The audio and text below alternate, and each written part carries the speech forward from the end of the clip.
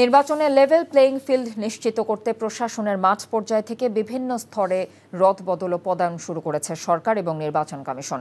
রাজনৈতিক দলগুলোর জন্য আচরণ বিধিমালা চূড়ান্ত করে 13 নভেম্বর থেকে প্রতিদিন 6টি করে দলের সঙ্গে বসবে নির্বাচন কমিশন। রাজধানীর আগারগাঁওয়ে এসব কথা বলেছেন নির্বাচন কমিশনার আনোয়ারুল ইসলাম সরকার। তিনি জানিয়েছেন, জাতীয় পার্টির কোন গ্রুপ লাঙল নিয়ে নির্বাচন করবে সে বিষয়ে বিবাদমান অংশগুলোকে সিদ্ধান্ত দিতে বলা হয়েছে। নিয়ামুল আজিজ সাদেকের রিপোর্ট। বিতর্কিত 3টি নির্বাচনের সঙ্গে জড়িত বা যাদের বিরুদ্ধে অভিযোগ আছে তাদের বিরুদ্ধে ব্যবস্থা নেওয়া শুরু হয়েছে। এরই মধ্যে জেলা প্রশাসক ও পুলিশের উচ্চ পদস্থ পদগুলোতে যাচাই বাছাই করে পরিবর্তন ও পদোন্নতি দেওয়া হচ্ছে। সম্প্রতি বিএনপি, জামায়াত ও এনসিপির মাঠ নির্বাচন ও আইন শৃঙ্খলার বিষয়ে পরামর্শ নিয়ে ইসি মাঠ প্রশাসন ঢেলে সাজাচ্ছেন। আসন্ন ত্রয়োদশ জাতীয় সংসদ নির্বাচন অবাধ, সুষ্ঠু এবং নিরপেক্ষ করার জন্য নির্বাচন কমিশন যা যা করা প্রয়োজন প্রত্যেকটা কাজই করবে। তো ইতিমধ্যে আপনারা দেখেছেন এই যে বিভিন্ন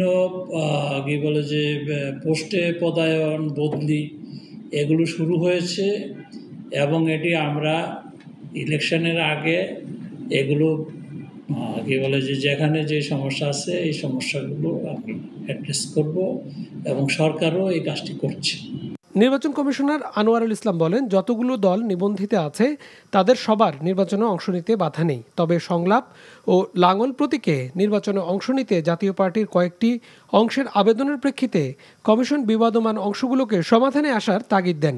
এখন নির্বাচনের জন্য ম্যান্ডেটরি হচ্ছে তার রেজিস্ট্রেশন দলীয়ভাবে, তার প্রতীক।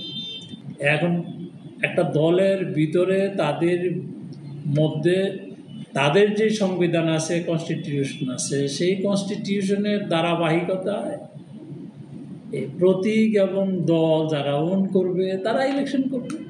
জোট করেও নিজস্ব দলের প্রতীকে দলগুলোর নির্বাচন, জামানত সহ বেশ কিছু সংশোধনের বিষয়ে নতুন করে কোনো কিছু যুক্ত করা সম্ভব নয় বলে মনে করেন EC Anwarul Islam. Niamul Aziz Sadek, NTV news, Dhaka.